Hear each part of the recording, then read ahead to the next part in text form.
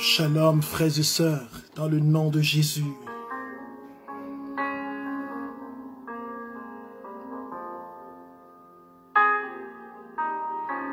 Chantre pour t'adorer, toi seul.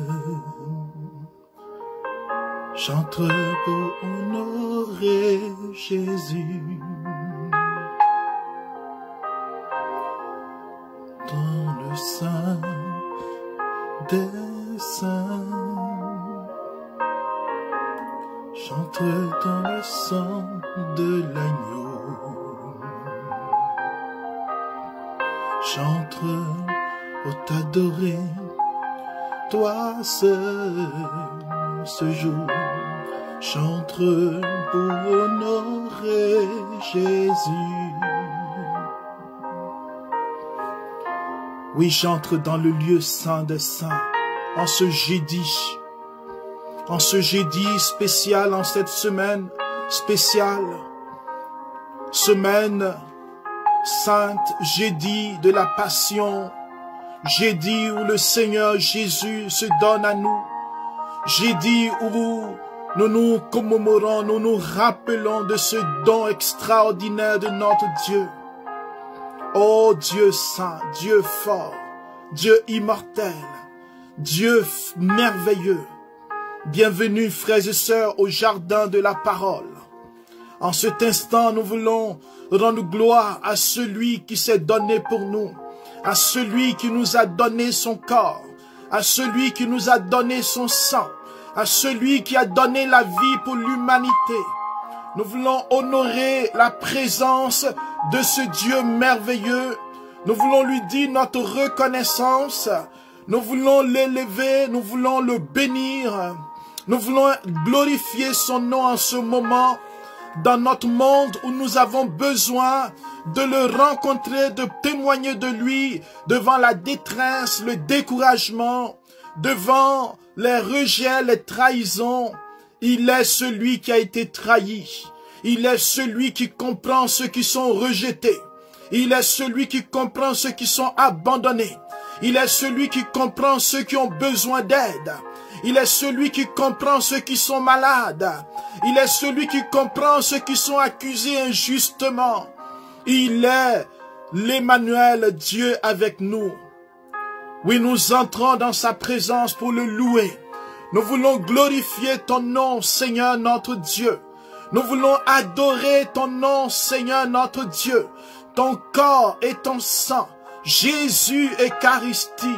Jésus nourriture. Jésus vrai pain de vie.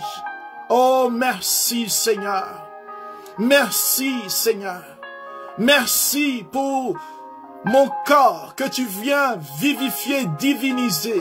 Merci pour mon être que tu viens rejoindre. Ton sang qui coule dans mon sang. Ton corps, Seigneur, qui vient vivifier mon corps malade, mon corps fatigué. Je veux te louer, Seigneur. Je veux glorifier ton nom, oh Jésus. Oh, merci, Seigneur. Oh, j'adore ton nom. Je glorifie ton nom. Alléluia. Frères et sœurs, nous entrons dans ce jeudi de la Passion. Dans ce temps de la Passion, ce triduum pascal, 3 jours, nous allons vivre avec le Seigneur ces instants importants pour le salut de l'humanité. 3 jours, nous allons être en retraite intérieure pour comprendre ce que Dieu veut faire pour nous, ce que Dieu fait pour nous, ce que Dieu fera pour nous. Avant de commencer ce thème sur l'Eucharistie, je veux rendre gloire au Seigneur pour tous ceux qui nous ont écrit sur le courriel ou sur la page du Jardin de la Parole. Et prier avec les intentions qui nous ont été accordées, données, les intentions que nous avons reçues.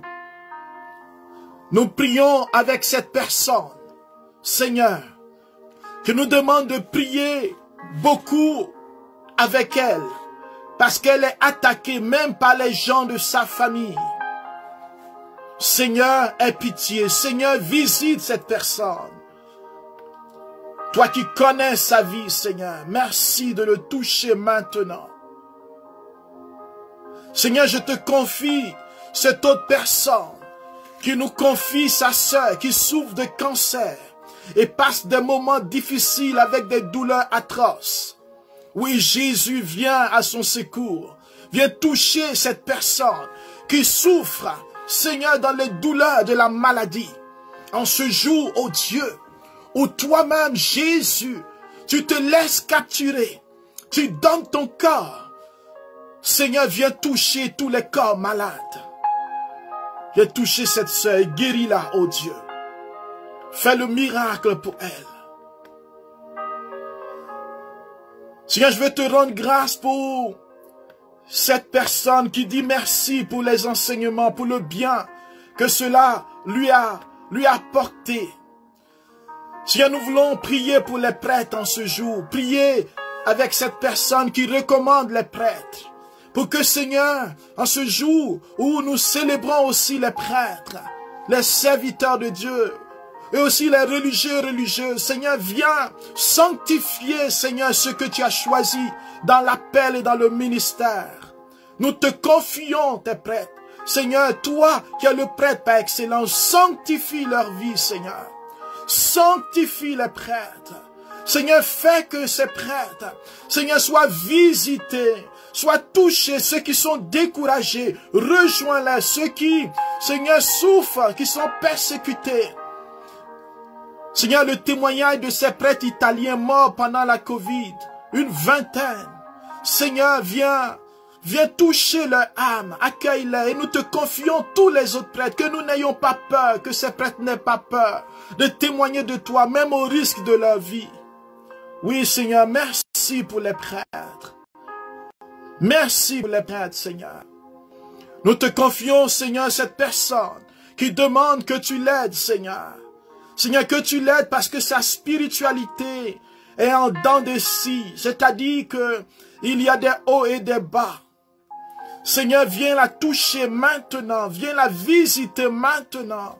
Viens toucher sa vie. Viens toucher son corps malade. Seigneur, nous confie aussi, Seigneur, son frère qui est malade. Et confie aussi le titre de séjour de son frère. Seigneur, merci d'étendre ta main. Merci de visiter sa vie maintenant, oh Dieu. Oh, nous te confions, Seigneur, cette personne. Oh Jésus, sois élevé. Nous te bénissons, Seigneur. Nous te louons, Seigneur. Oui, frères et sœurs, confions encore deux autres personnes qui se recommandent à nos prières. Nous rendons grâce au Seigneur, cette personne qui nous avait confié l'opération de son frère, qui s'est bien passée et qui est de retour à la maison. Merci Seigneur. Oui, merci Jésus pour tout ce que tu fais.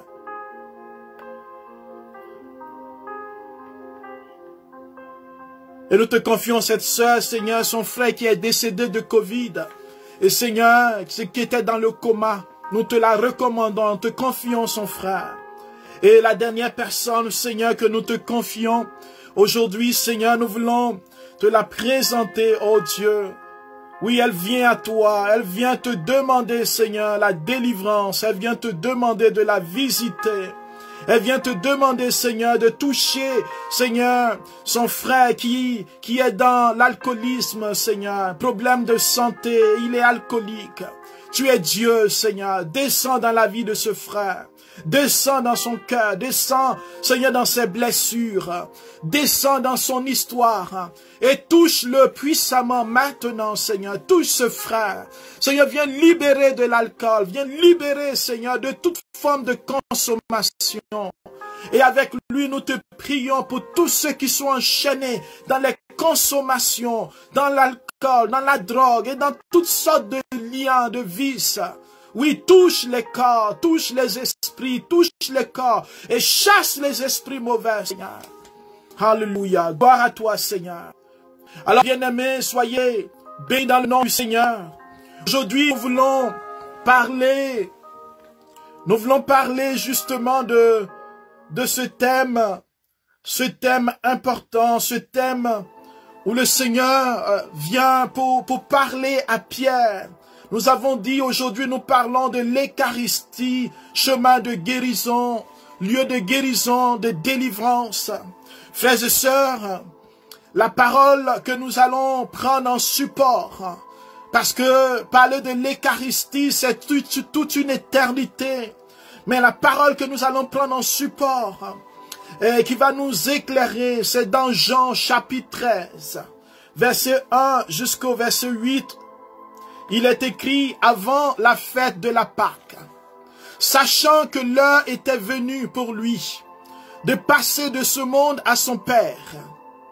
Jésus, ayant aimé les siens qui étaient dans le monde, les aima jusqu'au bout. Au cours du repas, alors que le diable, a mis dans le cœur de Judas, le pauvre Judas, fils de Simon l'Iscariote, l'intention de le livrer. Jésus, sachant que le Père a tout remis entre ses mains, qu'il est sorti de Dieu et qu'il s'en va vers Dieu, amen, se lève de table, position du vivant, il dépose son vêtement, son autorité, toutes ses prérogatives. Il prend un linge comme un serviteur qui se noue à la ceinture, puis il verse de l'eau dans un bassin. Alors, il se mit à laver les pieds des disciples et à les essuyer avec le linge qu'il avait à la ceinture. Il arrive donc à Simon-Pierre, qui lui dit, « C'est toi, Seigneur, qui me laves les pieds. » Jésus lui répondit, « Ce que je veux faire, tu le sais. Tu ne le sais maintenant, tu peux le comprendre. Plus tard, tu le comprendras. » Pierre lui dit, « Tu ne me laveras pas les pieds. Non, jamais. » Jésus lui répondit, « Si je ne te lave pas, tu n'auras pas de part avec moi. »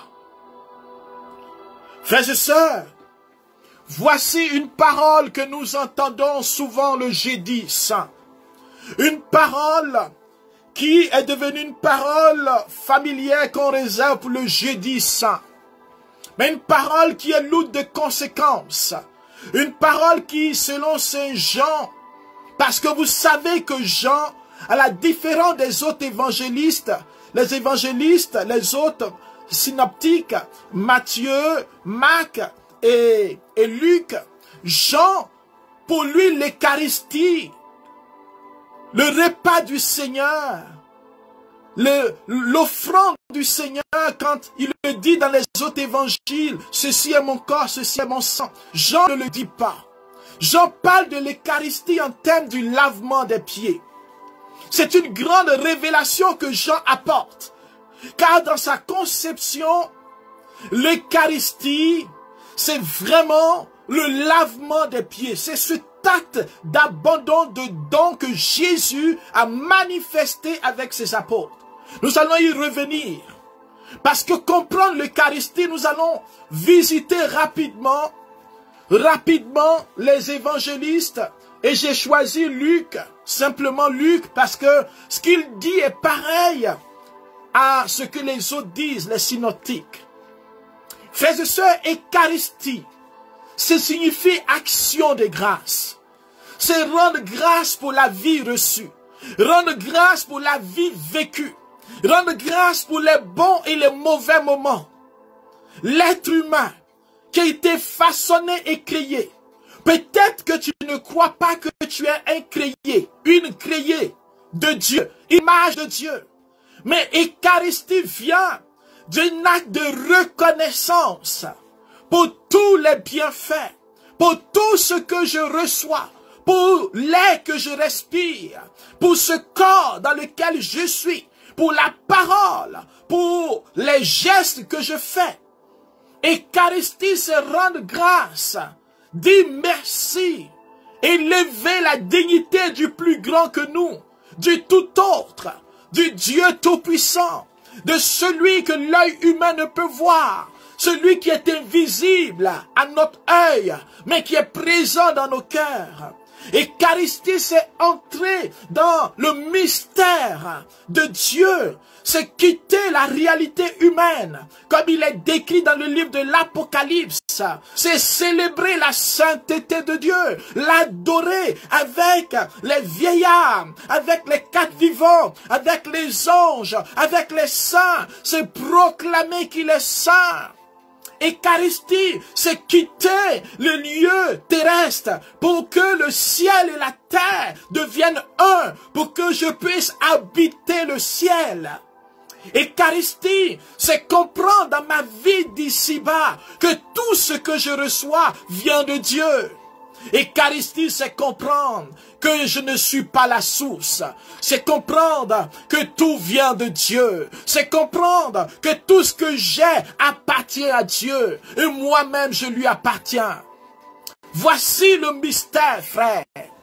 C'est pour cela que parler de l'Eucharistie, c'est parler de la vie chrétienne.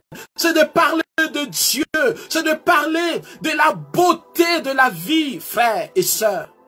Et Jésus va nous parler de l'Eucharistie en termes de nourriture, en termes du pain donné. Jean va insister sur le pain vivant qui descend du ciel. Il va insister sur ce pain en Jean le chapitre 6.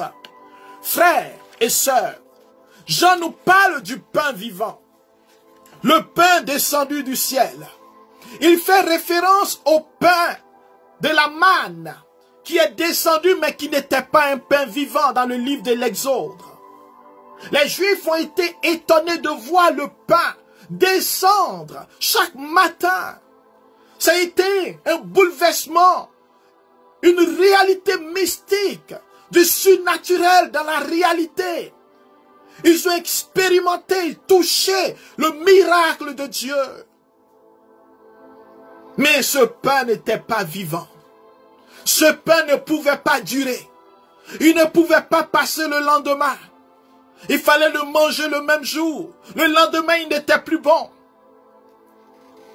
Mais les Juifs vont, nos ancêtres dans la foi, ils vont être impressionnés. Mais plus tard, ils vont dire qu'ils sont fatigués de ce pain. Ce pain ne les plaisait plus. Mais Jean reprend ce pain. Et Jésus dit, je suis le pain vivant. Vos pères ont mangé de la manne, ils sont morts. Mais le pain que je donne, il est vivant, il donne la vie. Il parle de ce pain qui vivifie, qui donne l'énergie spirituelle. Il va parler de ce pain qui est sa chair, son corps. Jean chapitre 6, verset 55. Il donne son corps comme nourriture. Parce que vous et moi, nous avons besoin de nourrir, d'être nourris, de manger. Nous avons besoin de la nourriture. Et frères et sœurs, ce qui est extraordinaire, c'est que l'Eucharistie est de plus en plus expérimentée par nos frères évangéliques et protestants, qui appelaient cela la scène du Seigneur, et qui vivent le culte, dans le culte qui vivent la scène. Et qui de plus en plus parle aussi d'Eucharistie, du corps du Seigneur, pas seulement du pain vivant. Qui rentre dans ce mystère du corps, du Christ. Le corps donné. Le corps qui vient guérir les autres corps. Le corps qui vient délivrer les corps malades. Qui vient sanctifier. Qui vient donner vie. Il donne son corps pour que dans mon corps, je puisse expérimenter Dieu présent. Dieu dans mon corps. Pas de manière spirituelle, Dieu réellement présent dans mon corps, par l'Eucharistie. Il touche mon corps, il devient chair de ma chair.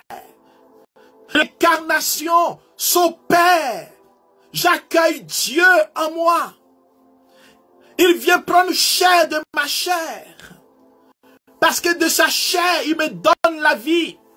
Et Saint Augustin dit, devenez ce que vous recevez.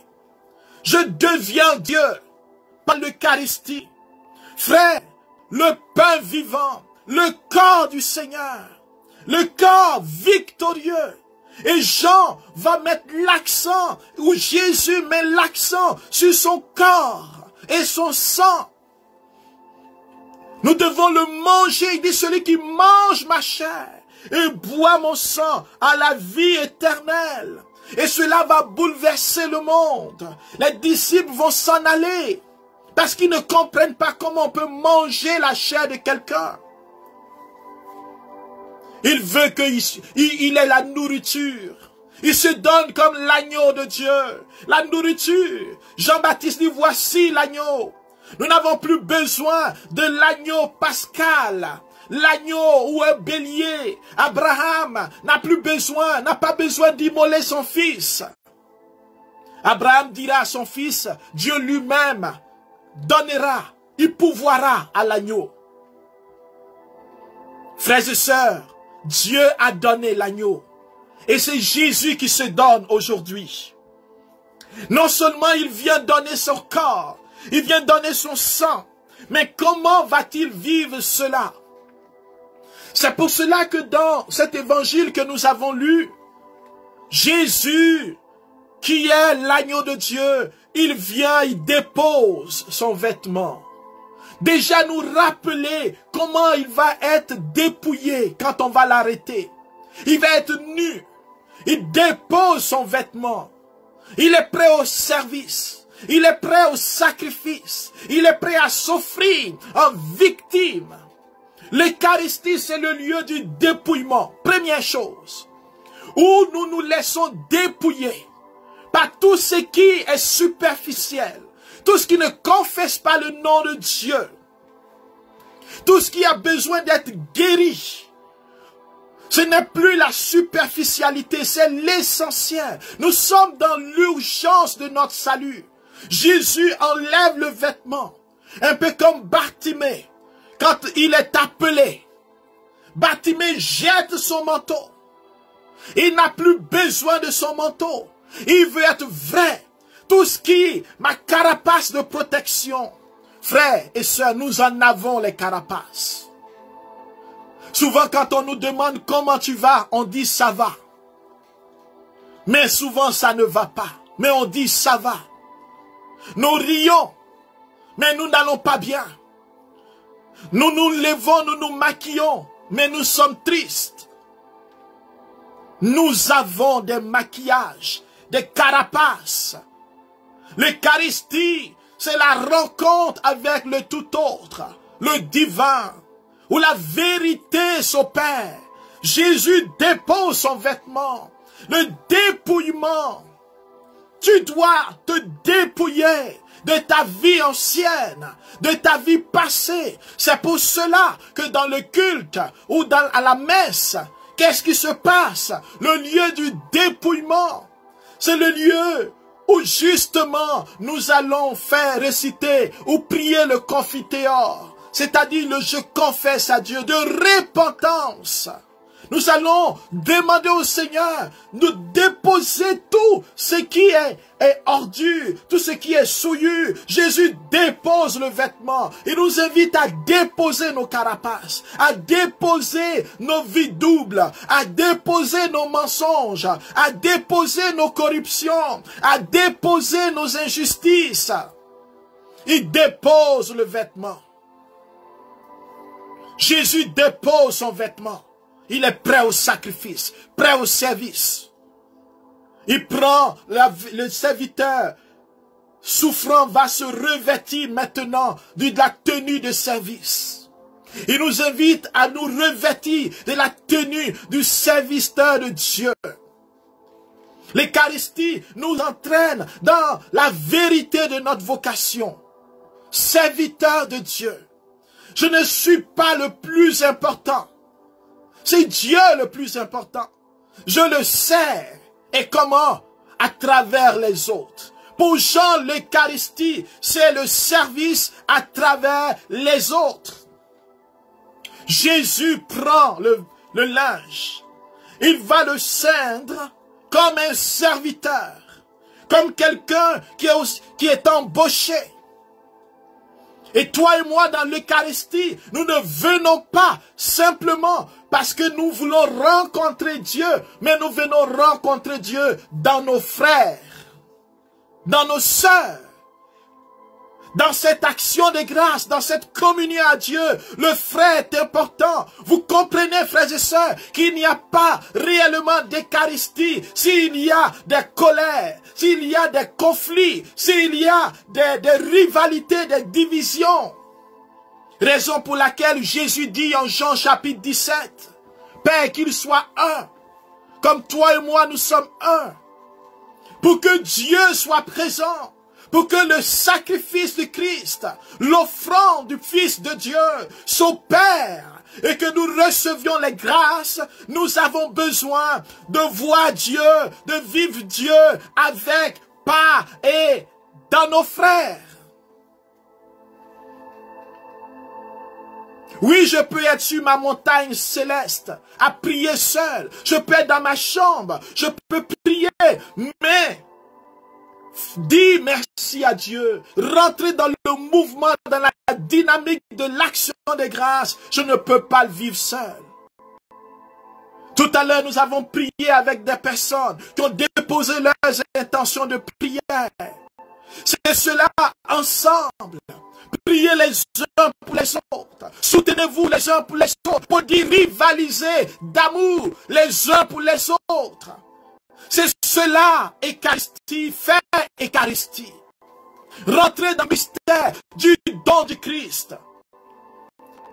Alors le Christ va verser de l'eau dans le bassin. Puis, il se met à laver les mains de ses apôtres. Non. À laver la tête. Non, pas la tête. Qu'est-ce qu'il lave, frère? Il lave les pieds. Frère, il lave les pieds poussiéreux, pardon. Les pieds sales. Vous savez qu'il y a beaucoup de poussière au temps de Jésus. Ces pieds qui sont allés sur des routes. Les routes du monde. Les routes du péché. Les routes de la boue. Ces pieds qui ont été blessés en chemin. Ces pieds marqués par les souffrances. La dureté du chemin. Ces pieds écorchés. Signe de toutes les blessures de nos âmes, de notre vie, de notre corps. Vous savez avec moi que physiologiquement, les pieds, les nerfs qui sont dans les pieds se retrouvent dans tout le corps. Jésus lave les pieds. Il lave le cœur. Il prend soin physiquement, avec une tendresse, avec un regard, avec un amour. Frère, quand on vous lave les pieds, cela est reposant. Cela fait du bien. Il lave les pieds qui ont été piqués. Piqués peut-être par des morsures d'animaux, de bêtes. Des pieds qui ont été blessés, écorchés. Des pieds vulnérables. Il va combler la vulnérabilité par son amour. Il va guérir les blessures des pieds. Laver les pieds avec de l'eau bien fraîche ou bien chaude, dépendamment de la température. Et les essuyer avec amour. C'est un signe d'amour et de tendresse. Un signe de reconnaissance, un signe de louange. Jésus vient rendre grâce à Dieu pour la créature. Je me rappelle quand j'étais à l'Arche de Jean Vanier. Frères et sœurs, cette cérémonie du lavement des pieds, on se mettait en cercle. Et chacun lavait les pieds de son voisin le plus proche. Et je vois les personnes de l'Arche, ce qu'on appelle les handicapés, qui ne sont pas comme nous, mais qui ne sont pas handicapés, frères et sœurs. Et je vois ces frères, ces sœurs, avec un sourire, quand on les lave les pieds, se sentir valorisés, se sentir comme tout être humain. Ils ont droit à la même dignité que nous. Et quand c'est à leur tour de laver les pieds des autres. Oui, frère, c'était tellement beau. Et je rends grâce pour les communautés de l'Arche, de se laver les pieds. Tous ensemble, responsables, tous ensemble, pour reconnaître que nous sommes une famille. Avons-nous le courage de nous abaisser, de laisser le pied de l'autre sur nous, de mettre le pied de l'autre sale et de le laver? Avons-nous le courage d'aimer l'autre jusqu'à accepter de respirer la poussière de ses pieds, de donner un baiser sur ses pieds? Jésus nous invite à l'amour. L'Eucharistie, c'est le lieu de l'expérience de l'amour. Ce n'est pas le lieu de chacun pour soi. Ce n'est pas le lieu de vivre une spiritualité où mon Dieu s'occupe de moi, où je veux être béni, je veux être plus prospère que tout le monde. Mais c'est le lieu de prier avec ses frères, de prier pour le bien-être, le mieux-être spirituel des autres. C'est le lieu de la préoccupation. Préoccupé de celui, celle dans le groupe de prière, celui qui a un mauvais caractère, celui qui a un mauvais comportement, celui qu'on ne voit plus. On va laver ses pieds. Celui qui est en colère, on va laver ses pieds pour prendre soin de lui. Oui, frères et sœurs, Jésus lave les pieds. Premier niveau au niveau physique. Deuxième niveau, il va purifier. Le lavement des pieds, c'est le lieu de la purification. Il purifie, pas seulement physiquement, mais spirituellement. Il dit à Pierre, si je ne te lave pas les pieds, tu ne peux pas avoir part avec moi. Frère, pourquoi? Parce que si Jésus ne te purifie pas, si tu n'es pas sanctifié par le sang de l'agneau, tu ne peux pas avoir part avec lui. Or, l'eau symbolise ce bain du baptême, ce bain de la sanctification par le sang de l'agneau. Il nous montre déjà comment le sang, son sang va nous laver, va faire l'alliance, une alliance nouvelle et éternelle. Le sang versé, le sang qui lave, le sang qui sauve. Si je ne te lave pas, Pierre, si je ne lave pas tes pieds, si je ne lave pas ton être, si je ne lave pas ton âme, tu ne peux pas avoir part. Pierre n'a rien compris. Pierre dit alors, Seigneur, que ce ne soit pas seulement les pieds, mais tout mon corps. Et Jésus va dire, celui qui a pris un bain n'a pas besoin. Il n'a pas besoin de se laver. Et il va ajouter, laissez-moi vous dire cela. Il dit, quand on vient de prendre un bain, on n'a pas besoin de se laver. Vous-même, vous êtes purs. Il est en train de laver les pieds, il dit, vous êtes purs. Mais non pas tous. Pourquoi?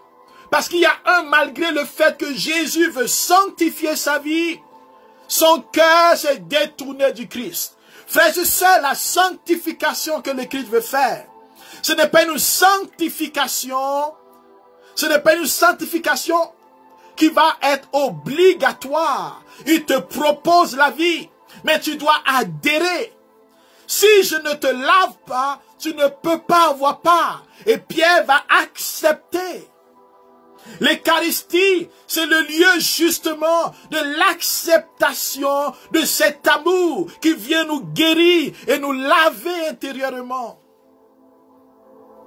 Frères et sœurs, nous sommes purifiés. Jésus lave. Ce n'est plus le signe physique. Je vois quelqu'un dire qu'il n'y a pas eu de lavement des pieds à l'église à cause du Covid, mais oui. Mais Jésus lave les pieds. Mais le lavement des pieds est plus spirituel que physique. Car il vient sanctifier nos vies. Il vient sanctifier nos cœurs. Il vient sanctifier notre esprit. Nous guérir des blessures depuis le sein maternel. Des blessures de notre conception. Combien de personnes sont blessées depuis la conception, qu'ils ignorent cela? Combien de personnes ont de la difficulté avec leur maman, leur papa, même ignorent d'où vient le problème? Jésus veut nous laver de nos blessures. Il veut nous guérir. Il veut nous apporter la vie. Frères et sœurs, il y a moyen de recevoir la guérison de Dieu. Si je ne le lave pas, tu ne peux pas avoir part. Si je ne guéris pas ton âme. Frères et sœurs, quand un enfant est conçu, la conception peut se faire de manière brutale. Il y a des femmes qui sont violées. Il y a des enfants qui sont nés dans la tricherie, dans la tromperie, dans l'adultère. Il y a des enfants qui sont nés, on dit, on ne s'attendait pas à leur venue. Des conceptions violentes, des conceptions blessantes. Et toi, je ne sais pas comment tu as été conçu. Je ne sais pas comment tu as été conçu, mais Jésus veut laver, te guérir des blessures. de ta vie intra-utérine. Quand tu étais dans le sein maternel, tout ce qui se disait, toutes les peurs de ta maman, toutes les violences, il y a des papas qui sont violents, il y a des situations sociales qui blessent les parents.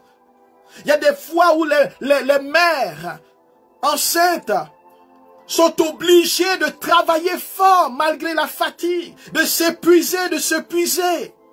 Et cela influence leurs émotions, influence leurs sentiments. Et cela crée des sentiments de tristesse, de désespoir qui blessent l'enfant.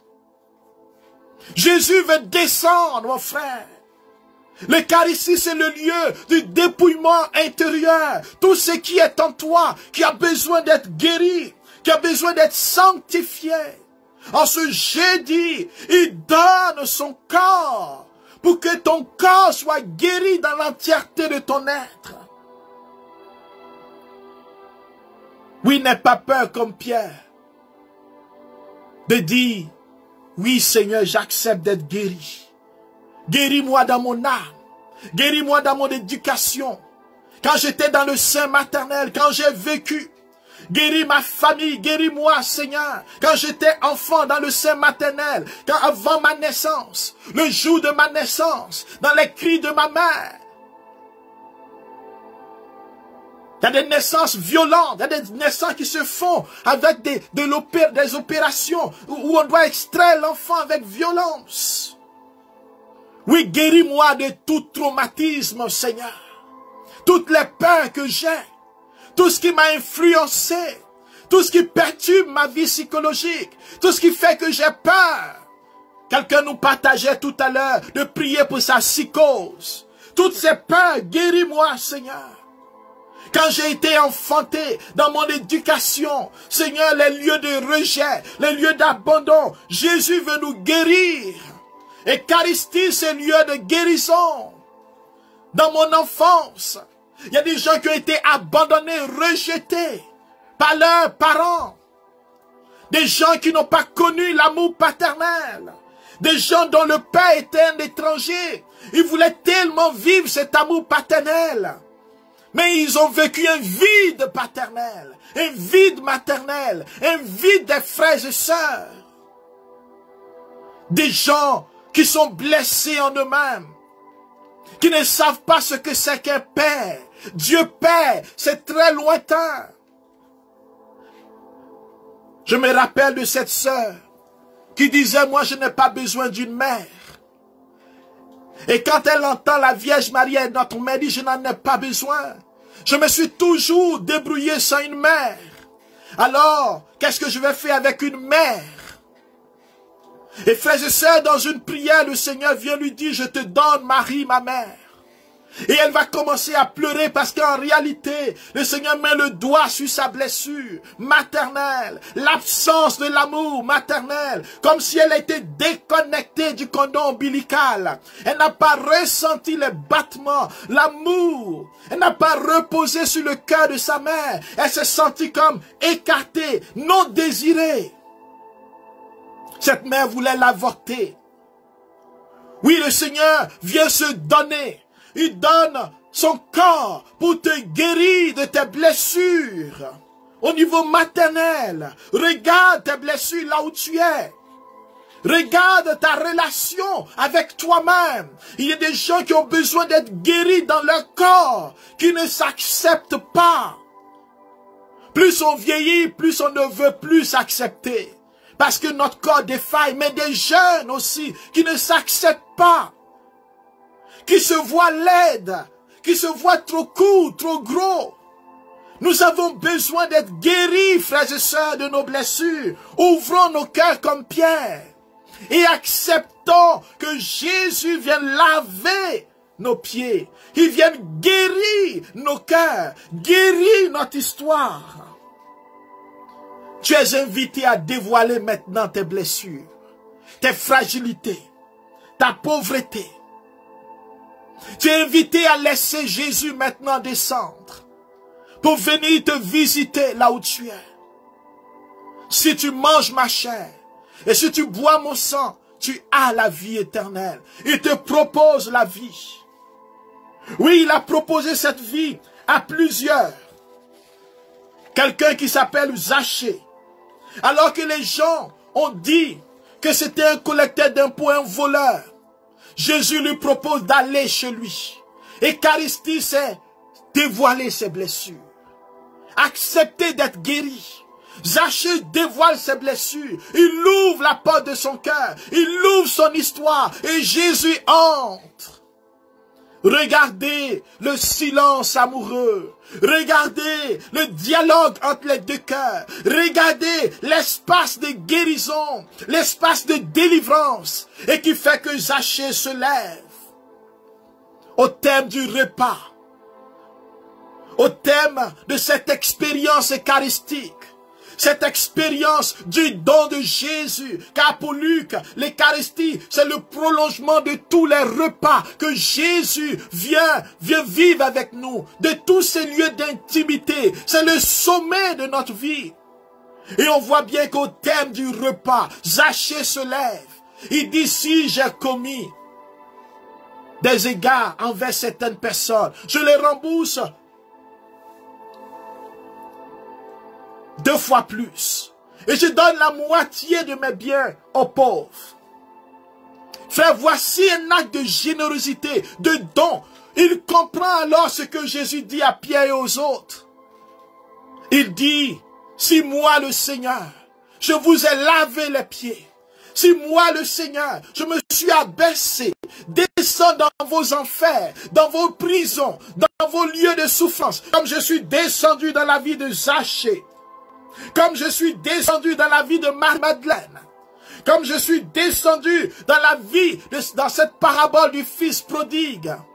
Où le fils revient vers le père. Où le père va à sa rencontre et célèbre l'Eucharistie, l'action de grâce pour le retour du fils.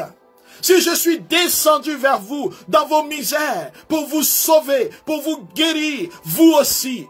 Vous devez descendre dans la misère des autres. Vous devez descendre dans la vie des autres. Vous devez laver les pieds les uns les autres.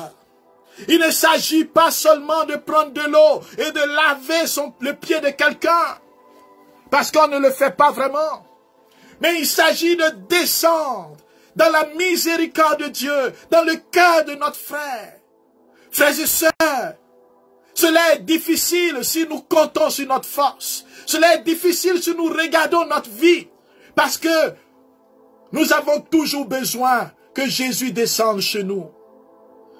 Mais il ne dit pas quand tu seras guéri. Quand tout va aller bien, il dit, moi je suis descendu, je te lave. Toi aussi, fais de même. N'attends pas d'être parfait.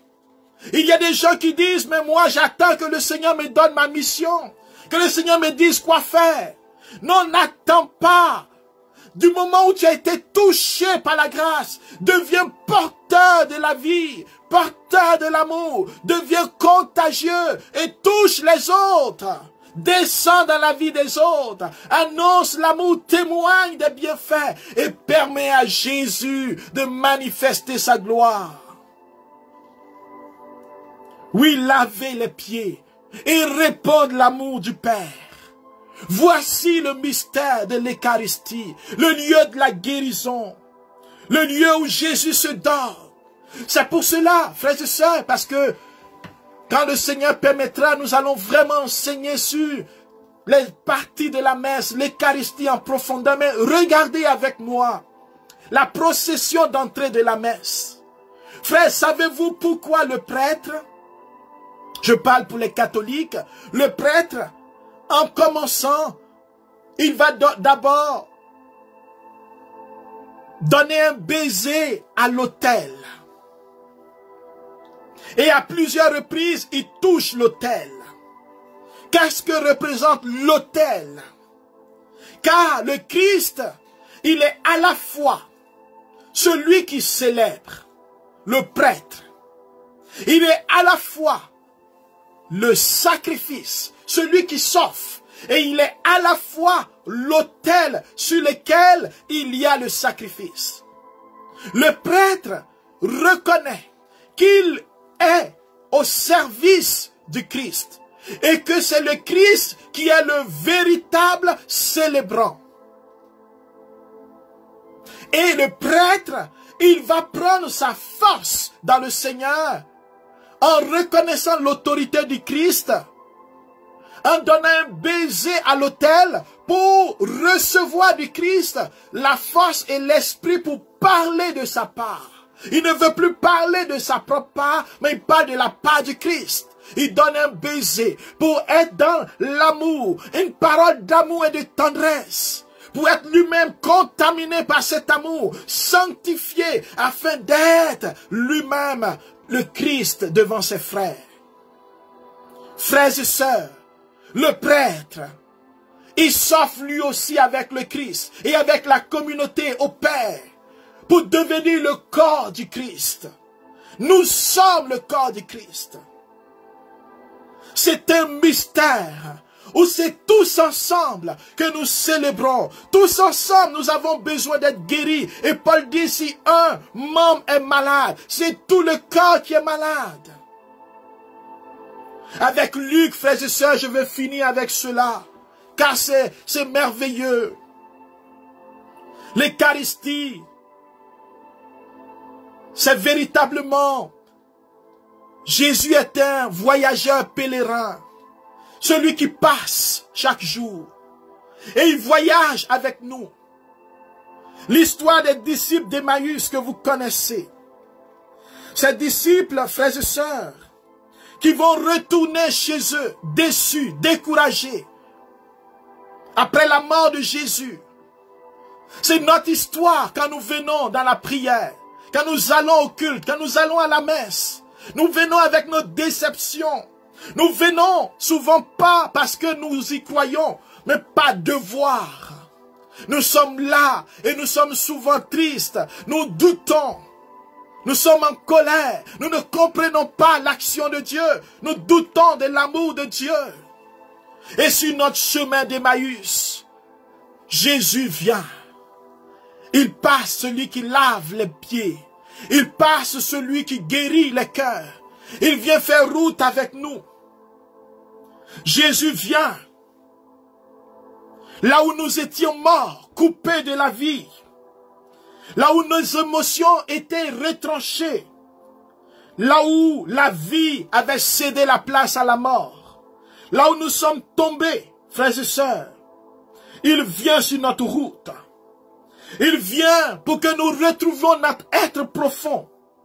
La source qui est en nous, la source de vie. Il vient parce qu'il n'est pas trop tard sur ton chemin. L'Eucharistie, c'est le lieu du salut et de la miséricorde. Et Jésus dit, de quoi parlez-vous en chemin? Dis-moi ce qui se passe dans ta vie. Parle-moi de ta vie. Parle-moi de tes complexes d'infériorité. Parle-moi de tes besoins financiers. Parle-moi de tes richesses abondantes qui font que tu ne crois plus en moi. Parle-moi de tes souffrances qui font que tu penses que je ne suis pas avec toi. Parle-moi de tes maladies qui te font tellement souffrir que tu penses que je suis insensible. Parle-moi de toi. Et alors, les apôtres vont commencer à parler de leur déception, parler de ce qu'ils espéraient de Jésus, qui est crucifié, qui est mort. Il n'y a plus rien à faire. Et Jésus va leur dire, va leur expliquer leur propre vie à la lumière de l'Écriture.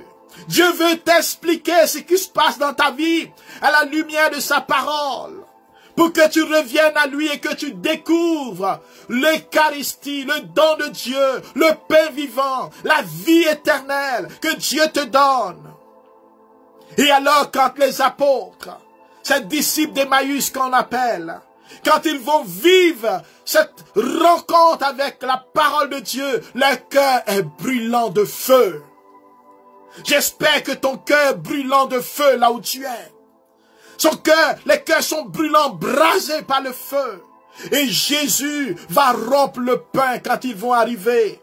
Il va entrer avec eux dans leur cœur. Il va offrir le sacrifice. Il va se donner.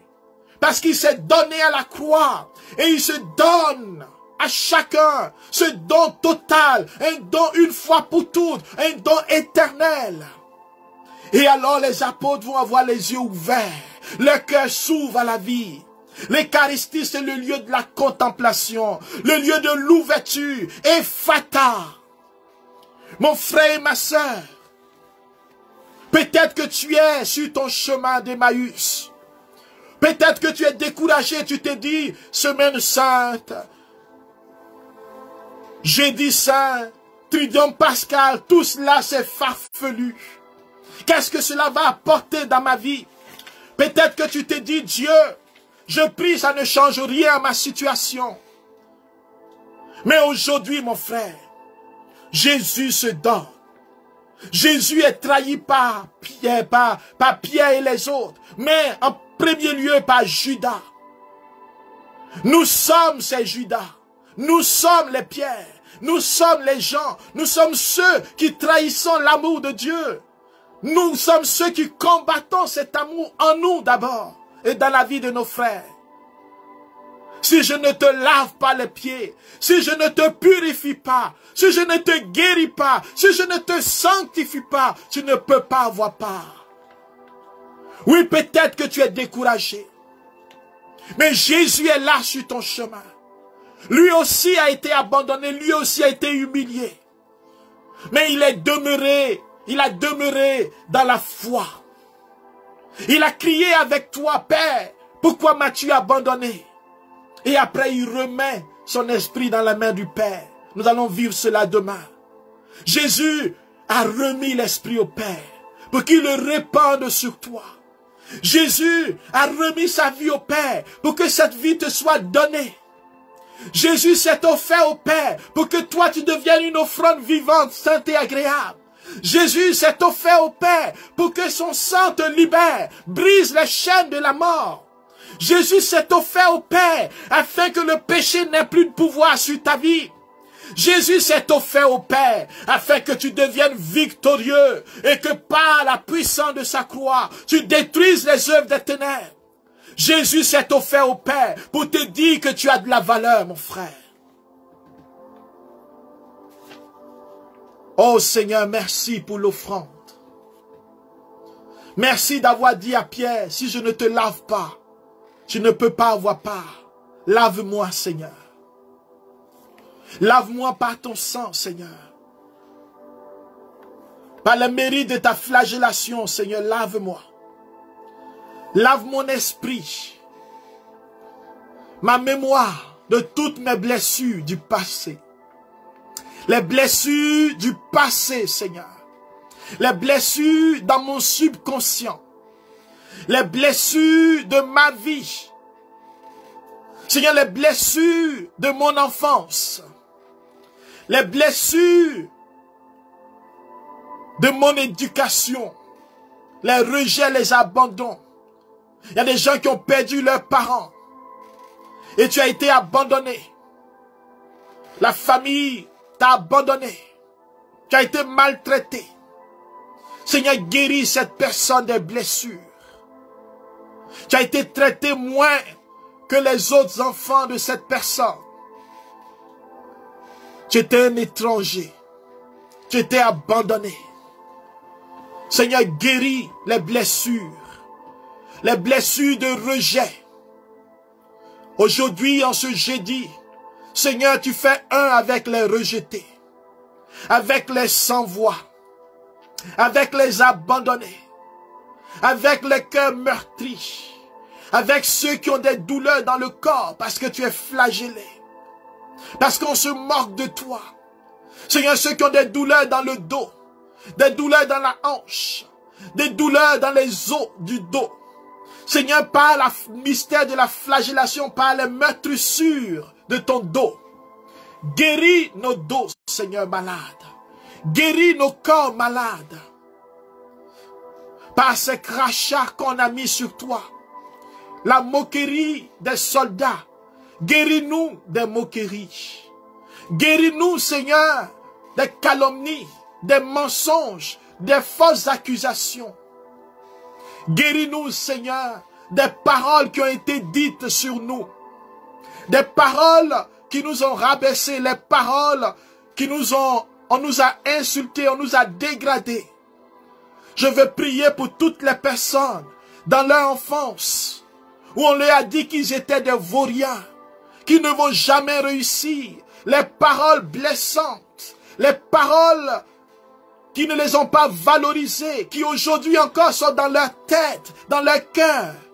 Ils ont grandi, ils sont adultes. Mais Seigneur, ces paroles ont un pouvoir sur leur vie. À certains, on leur a dit qu'ils n'étaient pas jolis, qu'ils étaient vilains, qu'ils n'étaient pas intelligents. Seigneur, viens rejoindre chacun. Ceux qui ont reçu des paroles dans leur vie de couple. Là où des gens ont dit que le conjoint ou conjointe les ont insultés. Je pense à cette femme. Son mari l'a toujours dévalorisée. Dévalorisée. Elle n'a même plus confiance en elle-même, en sa beauté. Seigneur, tu es venu pour guérir nos blessures. Seigneur, cette personne qui est à ton service, et Seigneur, qui n'a plus confiance en elle-même. Cette personne aussi, Seigneur, qui a peur à cause de ses passions charnelles, qui n'a plus confiance en elle-même et qui voit son corps comme une prison, comme un lieu de chute. Seigneur, viens la réconcilier avec son corps pour la libérer de tout ce qui l'empêche, Seigneur, d'être bien dans son corps. Seigneur, regarde les blessures par rapport à notre corps.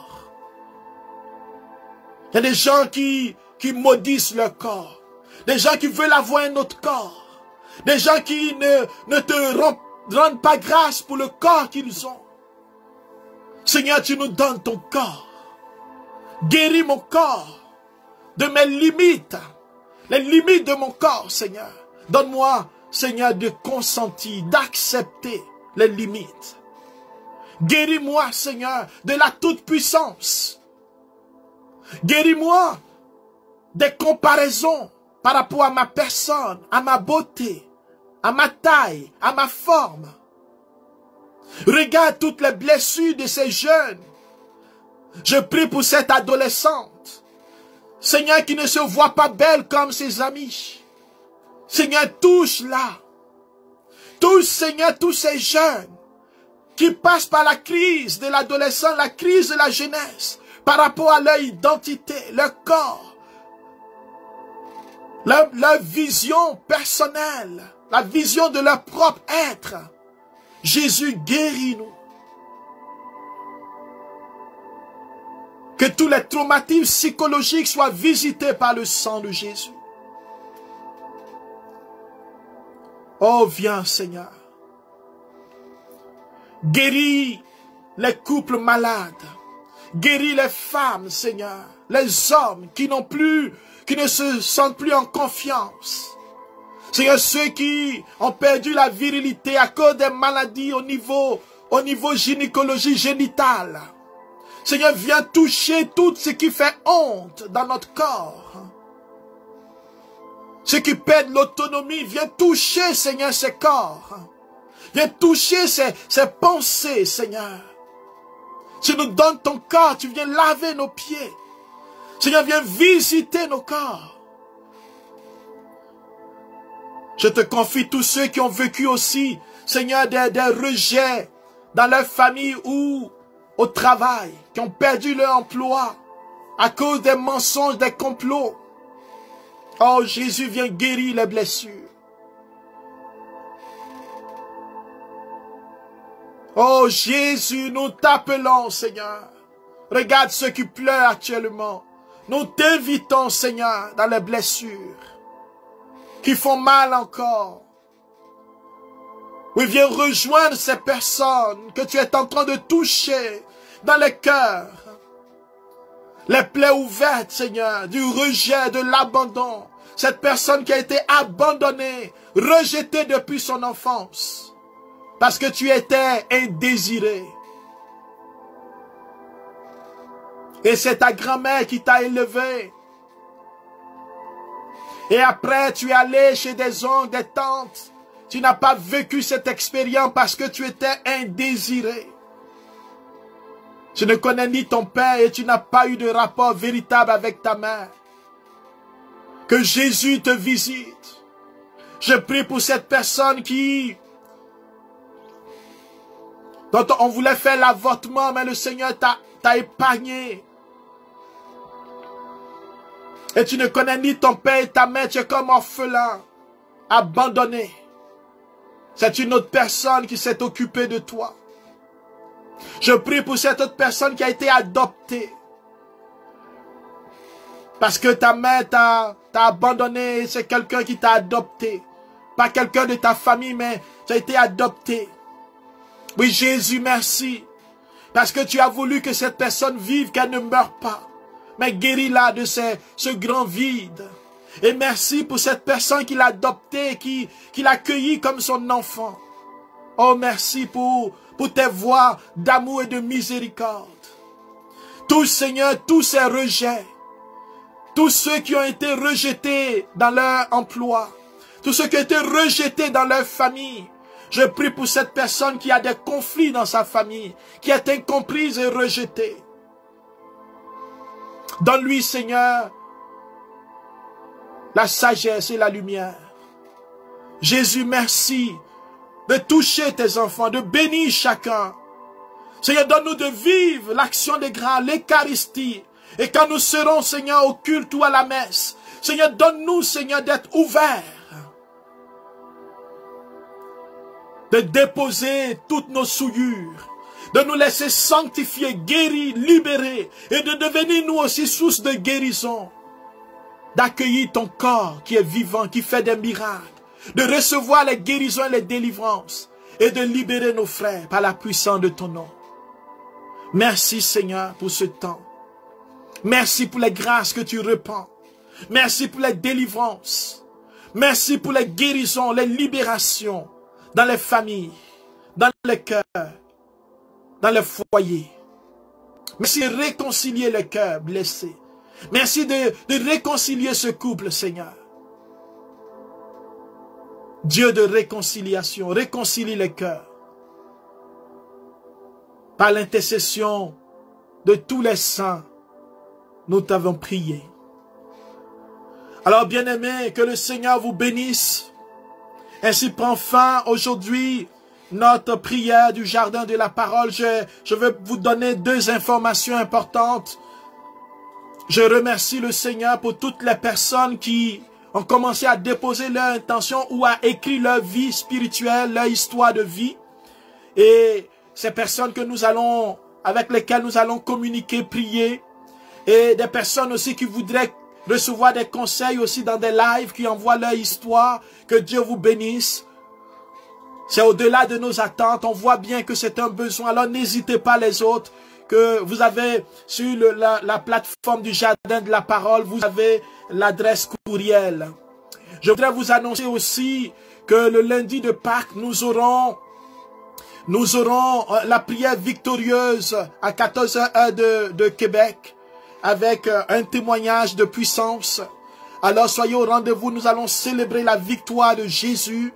Nous passons des ténèbres à la lumière et nous allons prier pour que les ténèbres n'aient plus de pouvoir car notre Seigneur est ressuscité. Alors c'est le lundi prochain, lundi de Pâques à 14h. Et je veux vous souhaiter d'ici là une bonne fête de Pâques. N'oubliez pas que à partir de demain commence une neuvaine importante de la divine miséricorde. Je ne pourrai pas le faire avec vous en direct, mais je m'unis à vous. La neuvaine de la divine miséricorde est une neuvaine que Dieu a confiée à révéler à Sœur Faustine et qui commence le vendredi de la Passion du Seigneur jusqu'au dimanche après Pâques. Alors, c'est 9 jours de prière avec le chapelet de la divine miséricorde. Vous aurez quelques informations sur le jardin de la parole aussi. Vous avez ces prières chez vous. Je vous invite à prier pour que la miséricorde de Dieu se répande dans nos cœurs, dans nos églises et aussi dans notre monde pour guérir et toucher les cœurs et ramener une multitude au Christ. Alors, demain, neuvaine de la divine miséricorde jusqu'au dimanche après Pâques. Vous êtes vraiment invités à vivre cela comme un temps de ressourcement, d'invocation pour vous-même, pour vos familles, pour vos projets. Et vous allez voir des miracles, des guérisons. Dieu a promis des bénédictions dans cette prière, le chapelet de la divine miséricorde. Que Dieu vous bénisse, que Dieu vous garde.